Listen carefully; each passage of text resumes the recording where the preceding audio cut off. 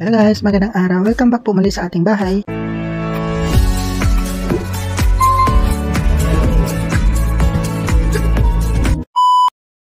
Itong susunod na property na ating pupuntahan ay located dito sa may Villa Antonina Subdivision sa may Bacoor, Cavite. Ito namang location na to is very accessible siya via Molina Road, papuntang Zapote or papuntang Dasmariñas.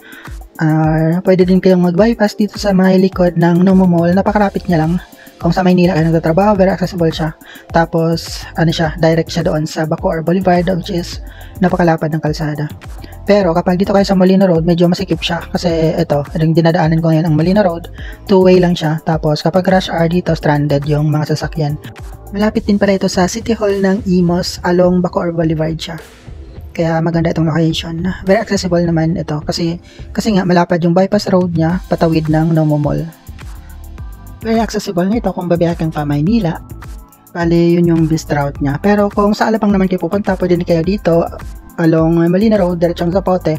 Or pwede din kayong dadaan doon sa may Vista Mall, Molino, papuntang Daang Hari. Ayun yung pinaka-safest or pinaka-fastest way papuntang Alabang.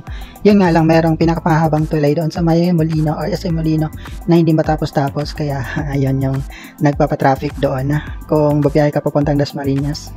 Ito yung Molina Road. Kita nyo naman kasi rush hour na ako pumunta dito. Medyo gidabi na nga ako. Kaya medyo madilim-dilim na. Hinabol ko lang makita itong bahay. Wala lang akong time din mag-edit. Kaya halit ko na siya na-upload. Pero hindi ako sure kung may nagbibi dito.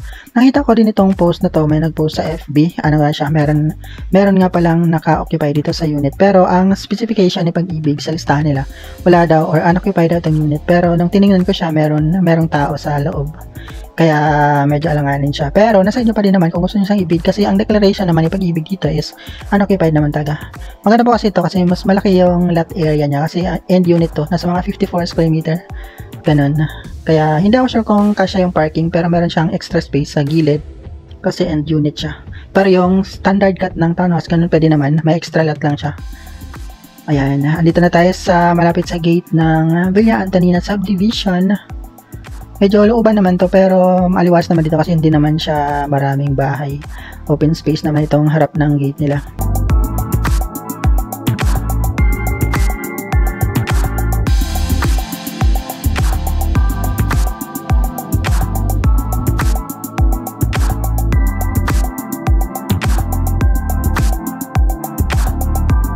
Ito yung main gate niya. Papasok tayo. Diretsahan lang natin itong kalsada papunta doon. Bali, hindi tayo kakanan.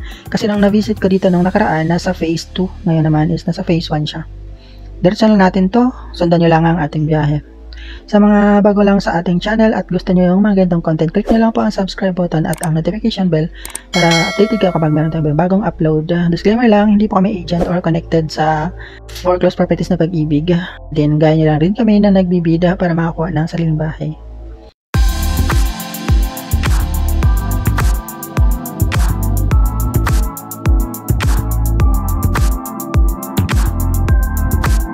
Ito yung pinakadulo niya sa may likuran. Kakaliwa tayo dito. Maganda itong location kasi malapit siya sa, hindi ako sure, parang covered court yata dyan. Yan dyan. Hindi ko pa naman na-explore itong subdivision. Pero parang covered court yung ano niya. Yung sukat nga pala ng mga bahay dito is wala siyang parking space. Bali, standard cut lang ng mga townhouse. Yung mga may parking lang dito is yung mga end or corner unit. Pero kung inner unit yung bahay mo dito, wala siyang space for parking. So, magiging street parking lang. Yung kalsada naman dito is sakto lang din siya, standard na kalsada lang din, two-way, pero kapag kabilaan yung parking or double parking, sisikip na yung kalsada, mahirap nang dumaan na, kaya ayan, struggle. Pero may mga open space sila dito sa harap ng gate nila. Hindi ko sure kung may mga parking area doon, hindi ko nga na-explore itong subdivision, pero check nyo na lang.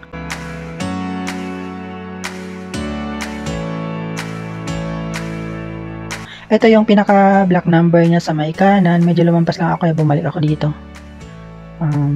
Yan, yung location ng property is block 11, lot 41 siya.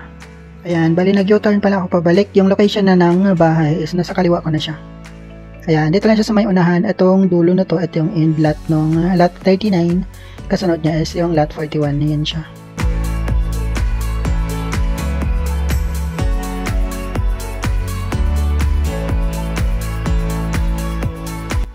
Itong property available sa first public auction, no discount under Trans SPB 299. Ang acceptance of bid offers is on October 9 to 13 and then ang opening of bid offers is on October 18.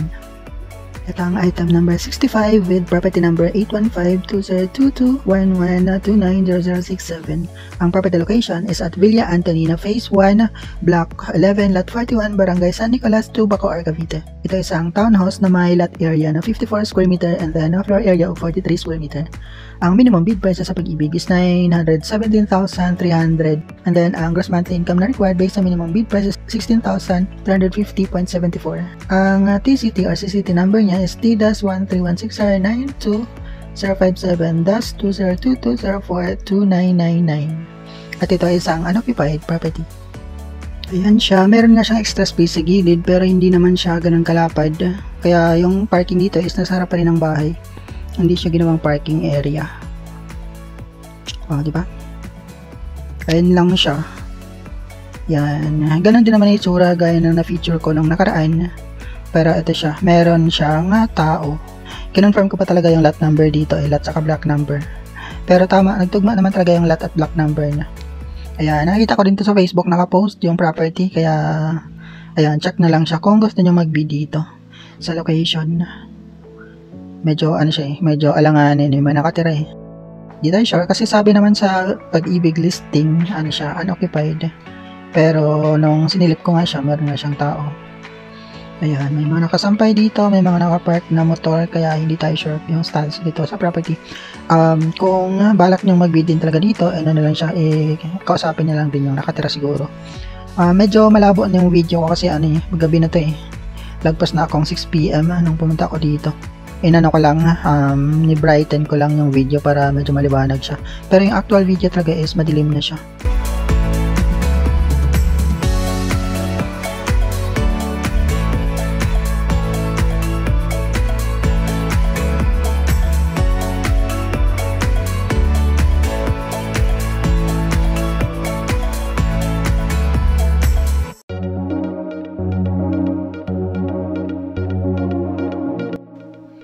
Ayan lang, hanggang dito na lang muna ang ating video. Medyo madilim na nga to. Ayun, ni-brighten ko lang yung video pero ayun siya, mukha siyang pixelated. Pangit pala pag in-adjust siya. Pero medyo makita pa din naman siya.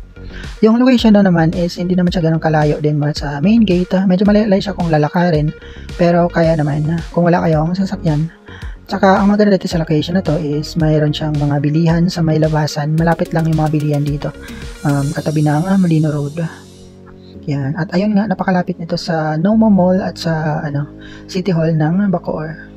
Kaya very accessible at saka kaya medyo madami ding naghanap ng property dito banda.